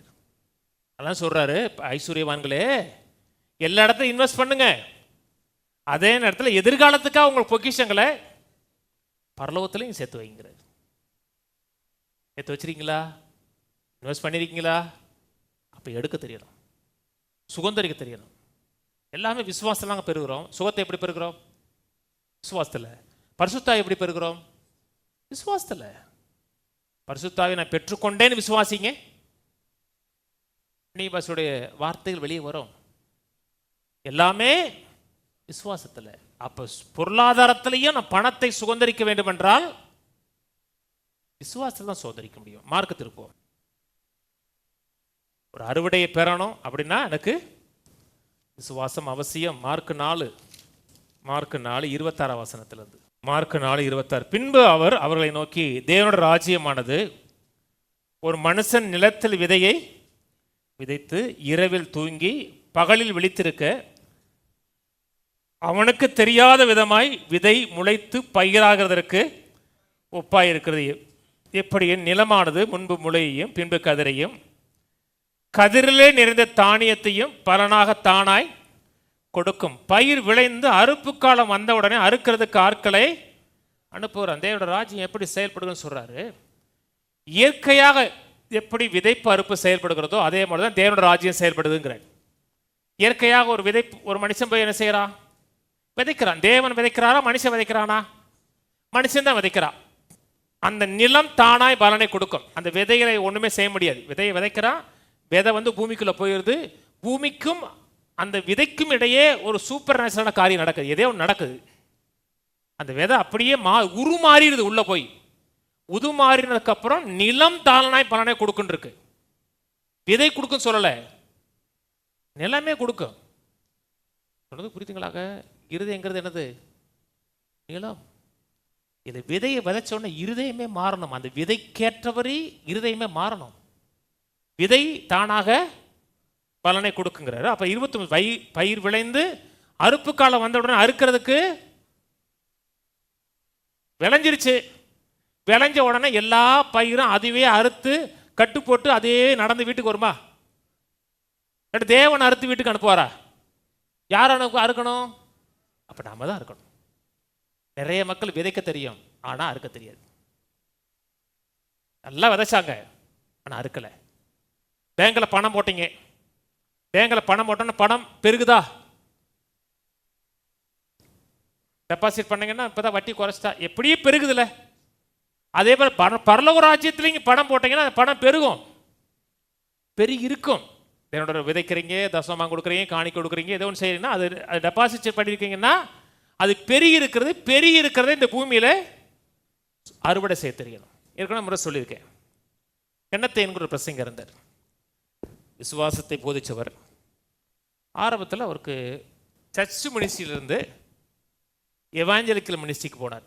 கத்தர் போச்சோன்னார், நீ வந்து சர்ச் மினிஸ்ட்ரி வேணாம், எல்லா இடத்துலையுமே டீச் பண்ண போச்சோன்னார். டீச் பண்ணி போகிறாரு. தரித்திரியம் உச்சக்கட்டத்தில் இருக்கு அவருக்கு. வாழ்க்கையில் பணமே இல்லை, பல நாட்கள் வந்து சாப்பிடாம இருக்கார். அப்போ கத்தர்கிட்ட கேட்டுக்க, ஆண்டவரே நான் உங்கள் பேச்சை கேட்டு தானே வந்தேன், ஏன் என் கையில் காசு இல்லை அப்படி கேட்ட உடனே, நீ அதுக்கு தகுதியான ஆள் இல்லைன்னு இருக்காரு. இல்லை ஆண்டவரே நான் விசுவாச்சனே, இல்லை சுகங்கிற காரியத்தில் நிறைய விசுவாசம் இருக்கு உனக்கு இருக்கு, செழிப்பில் உனக்கு விசுவாசம் கிடையாதுன்னு இருக்காரு. சுகத்தில் நல்லா விசுவாச்சிருக்க, ஏன்னா அவர் விசுவாசத்தினால தான் சுகமானார். பிள்ளைகளுடைய காரியத்திலையும் நிறைய விசுவாச்சிருக்காரு. உனக்கு செழிப்பில் விசுவாசம் இல்லைன்னு இருக்காரு. இல்லை ஆண்டவரை கீழ்ப்படிஞ்சா, நீ கீழ்ப்படிஞ்ச ஆனால் விருப்பப்பட்டு போகலை. கீழ்ப்படுகிற சொல்லலை, மனம் பொருந்தி கீழ்ப்படிக்க சொல்கிறார். முதல்ல உனக்கு மனம் பொருந்தலை, போன ஆனால் அதில் உனக்கு வில்லிங் இல்லைன்னு இருக்காரு. ஆண்டவர் நான் மாறுறேன் இருக்காரு. மாறுற இல்லை, பணத்துக்காக கெஞ்சாதுன்னு இருக்காரு. பணத்துக்காக என்கிட்ட வந்து கேட்காத, பணத்துக்காக கெஞ்சாத. உனக்கு வேண்டிய பணம் முழுக்க அந்த பூமியில் இருக்கு. பரலோகத்தில் விதைச்சிருக்கீல, கிளைம் பண்ணு. எவ்வளோ பணம் வேணும் உனக்கு, கிளைம் பண்ணு. ஆண்டவர் இவ்வளோ பணம் வேணும், கிளைம் பண்ணு, உரிமை பாராட்டு. எல்லா பணமும் இந்த பூமியிலே உனக்கு வேண்டிய அத்தனை பணமும் இந்த பூமியில் இருக்கு. நீ விதைச்சிருக்க, டெபாசிட் பண்ணியிருக்கீங்கன்னா இந்த பூமி இப்படி தான் கத்தர் கொண்டு வருவார், அங்கேருந்து மேலே அனுப்ப மாட்டார். சொல்றது புரியுதுங்களா? வாய்ப்புகளை ஏற்படுத்தி கொடுப்பாரு, மனிதர்களை உங்களால் கான்டாக்ட் ஏற்படுத்தி கொடுப்பாரு, மனித இருதயத்தில் பேசுவார். உனக்கு வேண்டிய பணம் முழுக்க இந்த பூமியில் கிளைம் பண்ணு. எவ்வளோ வேணுங்கிறதை, 1 லட்சம் வேணுமா, 2 லட்சம் வேணுமா, 1 கோடி வேணுமா, நீங்கள் விதைச்சதுக்கு ஏற்ற மாதிரி கிளைம் பண்ணலாம். நான் சொல்றது புரியுதுங்களா? நிறைய விதைச்சிருக்கீங்கன்னா நிறைய கிளைம் பண்ணலாம். உங்கள் விசுவாச அளவுக்கு ஏற்ற மாதிரி கிளைம் பண்ணலாம். கர்த்தர் சொன்னார், உன் விசுவாசத்தின்படியே உனக்கு ஆகக்கூடாது. நீங்கள் பேங்க்கில் 100 ரூபா தான் போட்டிருக்கீங்கன்னா 1000 ரூபா கிளைம் பண்ண முடியாது. நீங்கள் எவ்வளோ விதைச்சிருக்கீங்களோ விதைப்பு கட்டுற மாதிரி கிளைம் பண்ண. நீ விதைச்சிருக்க, கிளைம் பண்ணு இருக்காரு. உரிமை பாராட்டு, உரிமை பாராட்டு. தேவ தூதர்களை பார்த்து சொல்லு, தேவ தூதர்களே, பணிவிடை ஆவிகளே, எனக்கு வர வேண்டிய பணத்தை என் வாழ்க்கையில் கொண்டு வாங்க சொல்லு சொன்னாரு. அதுக்கு என்ன வேணும்? விசுவாசம் வேணும். நிறைய பேருக்கு வித்ட்ரால் பண்ண தெரியாது. ஒரு மனுஷன் கஷ்டப்பட்டு ஒரு கம்பெனியில் வேலை செய்கிறாரு, ஒரு 10,000 சம்பளம். அவர் ரொம்ப ஒரு ஆடம்பரமாக வாழ விரும்பலை. 2,000 மட்டும் வீட்டுக்கு எடுத்துட்டு 8,000 ரூபா பேங்க்கில் போட்டார். அப்புறம் அதே கம்பெனியில் அவருக்கு சம்பளம் கூடுது, 20,000 கூடுது, 30,000 கூடுது, 1 லட்சமாக கூடுது. அப்படி கூடனா கூட 2,000 மட்டும் எடுத்துக்கிட்டு மிச்சம் எல்லாம் டெபாசிட் பண்ணிடுவார். கார் கிடையாது, நல்ல வீடு கிடையாது, ஆனால் நல்ல சம்பளம். என்னப்பா வாழ்க்கை ஒன்றுமே இல்லைன்னு ஒருத்தர் போய் சொல்லிருக்காரு. ஏன்னாப்பா என் பரத்தில் என்ன பண்ணுற, வீணாக செலவழிக்குது. வீணாக செலவழிக்கல, சேர்த்து தான் வைக்கிறப்பா. சேர்த்து வைக்கிறேன்னா போய் வித்ட்ரால் பண்ணுதானே. இல்லைப்பா எனக்கு கஷ்டம்னு பேங்க்காரனுக்கு தெரியாதா? நான் இவ்வளோ இன்வெஸ்ட் பண்ணியிருக்கேன்ல, பேங்க்காரன் என்ன செய்யணும்? நான் அடிக்கடி போகிறேன்ல, என்னை இப்போ என் நிலைமையை பார்த்து பேங்க்குக்காரனே எடுத்து காசை கொடுக்க வேணாமா? கொடுக்க மாட்டான். நீங்கள் நிறைய இன்வெஸ்ட் பண்ணீங்க, விதைச்சிங்க, கொடுத்தீங்க, பரலோகமே பார்த்து உங்களுக்கு கொடுக்காது. பேங்க் போனீங்கன்னா என்ன செய்யணும்? வித்ட்ரால் ஸ்லிப் எடுக்கணும், செக் எடுக்கணும், எழுதணும், கையெழுத்து போட நீட்டினீங்கன்னா கிளைம் பண்ணுறீங்க. இவனை கொடுக்க மாட்டேன்னு சொல்ல முடியாது, ஏன்னா பேங்க்கில் இருக்க பணம் பேசும். அதே போல தான் தேவனுடைய ராஜ்யத்தில் விதைச்சிருக்கீங்களா? விதைச்சிருக்கீங்களா? அதை பெற்றுக்கொண்டேன்னு விசுவாசிங்க. எனக்கு வேண்டிய பணம் பரலோகத்தில் இருக்கிறது. இந்த தேவைகளை கத்தர் சந்திக்கிறார். எத்தனை லட்சமானா கூட கத்தர் தேவைகளை சந்திப்பார்னு கற்றுக்கொண்டு, ஆண்டவரே எனக்கு வேண்டிய பணத்தை நீ கொடுக்குறக்கா சோத்திரம், இயேசு நாமத்தில் எனக்கு வேண்டிய பணம் வருவதாக. அந்த பணத்தின் மேலுக்க பிசாசே உன் கையை எடு, என்னுடைய பொருளாதாரத்தின் மேல் பிசாசை அவன் கையை எடு, பணிவிடை ஆவிகளை இயேசு நாமத்தில் எனக்கு வர வேண்டிய பணத்தை கொண்டு வாங்கன்னு சொன்னீங்கன்னா அக்கௌண்ட் ஓப்பன் ஆயிடும். சொல்றது புரியுதா? இதுக்கு பதிலாக கெஞ்சிக்கிட்டே இருந்தேன்னா வராது. பேங்க்ல போய் சார் 100 ரூபா ஒரு டீ செலவுக்கு இருக்குப்பா, சிலிப்பு கொண்டு வா, வாயை திறந்து பேசுங்க, எனக்கு பிசாசே என் பணத்திலேருந்து கையை முதல்ல எடு, கிளைம் பண்ணுங்க. இவ்வளவு பணம் வேணும், கிளைம் பண்ணுங்க, உரிமை பாராட்டுங்க, விசுவாசத்தில் உரிமை பாராட்டுங்க. அது வரும் என்று எதிர்பாருங்க. எனக்கு வர வேண்டிய பணம் வரும் எதிர்பாருங்க. அக்ரெசிவா இருக்கணும். 2 கோடி வேணும்னா நான் சில காரியத்தை நல்லா உறுதியாக விசுவாச்சிருக்குங்க. சில காரியத்தில் எனக்கு ஒரு 5 லட்சம் வேணும், 10 லட்சம் வேணும், அக்ரெசிவாக இருந்தேன் வச்சுங்களேன், வந்துடுது. நீங்கள் அக்ரெசிவ்னஸ் இல்லை, அந்த உறுதி விட்டாப்பிடியாக அப்படி நிற்கிறது. அப்படி இருந்தீங்கன்னா பணம் வரும். வந்தா வருது, போனால் போது, ஜெபிச்சிருக்கோம் அப்படின்னா அது விடாப்படி கிடையாது. அது பெரும்பாடு ஸ்ரீ வந்து அக்ரெசிவாக போனால் எடுத்தா வந்தா. அதே மாதிரி பண விஷயத்தில் எனக்கு 2 லட்சம் வேணும், 5 லட்சம் வேணும், 2 கோடி வேணும், எனக்கு 2 கோடி வேணும். விசுவாசிக்கணும், ஆண்டவர் 2 கோடி வேணும், எனக்கு வர வேண்டிய பணமே இயேசு நாமத்தில் வா, பிசாசே என் பணத்திலிருந்து கையை எடு, தேவ தூதர்களே பணிவிட ஆவிகளே பணத்தை எனக்கு கொண்டு வாங்கன்னா வரும். அப்புறம் எதிர்பார்க்கணும், எப்போ 2 கோடி வரப்போதோ அப்படின்னு எதிர்பார்க்கணும். எதிர்பார்ப்பு இருக்கா? அப்போ விசுவாசம் இருக்குன்னு அர்த்தம். அப்போ கொஞ்ச நாளில் கையில் வந்துடும். அப்படி எதிர்பார்க்க விசுவாசித்தால் தேவனுடைய மகிமையை பார்ப்பீர்கள், எழுந்து நிற்போம். அக்கௌண்ட் இருக்கா? அதை பார்த்துங்க முதல்ல. அக்கௌண்ட்டில் அப்போ கொஞ்சம் போடுங்க, இன்வெஸ்ட் பண்ணுங்க. பூமியில் இன்வெஸ்ட் பண்ணுறது மட்டுமல்ல, பரலோக பேங்கில் இன்வெஸ்ட் பண்ணுங்க. கையில் வந்து சொல்லுவோம், பிதாவே நீர் என்ன ஆதாரம், நீர் என்ன சொன்னீரோ அதை நான் விசுவாசிக்கிறேன். எனக்கு பரலோகத்திலே ஒரு கணக்கு இருக்கிறது, அது எனக்காக இருக்கிறது. இத்தனை ஆண்டுகள் நான் விதைத்ததெல்லாம் பரலோகத்திலே பத்திரமாக பாதுகாப்பாக இருக்கிறது மட்டுமல்ல, 30, 60, 100 அது பெரிய இருக்கிறது. அது எப்படி வித்ட்ரால் பண்ணுவது, எடுப்பது, சுகந்தரிப்பது, பெற்றுக்கொள்வது என்று கற்றுத்தாரும். ஆமென். ஆமென். ஜெபிப்போம். பிதாவே உம்மை துதிக்கிறோம், உம்மை ஸ்தோத்திரிக்கிறோம். இயேசு நாமத்தில் உம்முடைய வார்த்தைகளை கனப்படுத்துகிறோம். உதார குணமுள்ள ஆத்மா செழிக்குன்னு சொன்னீங்க. உதார குணமுள்ளவர்களாய் மாற்றிருக்கிறதுக்காக ஸ்தோத்திரம். விசுவாசத்தில் விதைக்கிறது மட்டுமல்ல, விசுவாசத்தில் அறுக்கிறது எப்படி என்பதும் கற்றுத்தருவீராக. விதைக்கிற ஜனங்களாக மட்டுமல்ல, அறுவடை செய்கிற ஜனங்களாக மாற்ற வேண்டுமா ஜெபிக்கிறோம். கர்த்தருடைய கரம் எங்கள் மேலே நன்மைக்கு எதுவாக இருக்கட்டும். இத்தனை ஆண்டுகள் நாங்கள் விதைத்ததெல்லாம் பரலோகத்தில் பெருகி இருக்கிறது, விளைச்சலை ஏற்படுத்தி இருக்கிறது. அதை அறுக்கிறதற்கு, விசுவாசத்தில் சுகந்தரிப்பதற்கு, சொந்தம் பாராட்டுவதற்கு கற்றுத்தருவீராக. எல்லா விதமான கனமும் மகிமையும் உமக்கே செலுத்துகிறோம். இயேசு நாமத்தில் பிதாவே, ஆமென். கர்த்தராகிய இயேசு கிறிஸ்துவின் கிருபையும் பிதாவாகிய தேவனோட அன்பும் பரிசுத்தாவின் ஐக்கியமும் நம்ம அனைவரோடு கூட இன்றைக்கும் என்றைக்கும் கிறிஸ்துவின் வருகை மட்டும் இருப்பதாக. கர்த்தரோட ஆசீர்வதித்து எல்லா தீமையிலிருந்து விலக்கி காக்க கடவர். கர்த்தர் தன்னுடைய தயவுள்ள முகத்தை உங்கள் மேல் பிரகாசிக்க பண்ணி உங்களுக்கு கிருபையாக இருக்க கடவர். கர்த்தர் தன்னுடைய முகத்தை பிரசன்னமாக்கி சமாதானம் கட்டளையிட கடவர். கர்த்தரோட ஆசீர்வதித்து நல்ல சுகத்தோடு, நல்ல பிளத்தோடு, நல்ல ஆரோக்கியத்தோடு, செல்வ செழிப்போடு, ஒரு குறைவில்லாமல் 120 ஆண்டுகளுக்கு மேலாக நிறைவாக வாழ வைப்பாராக. ஆமென்.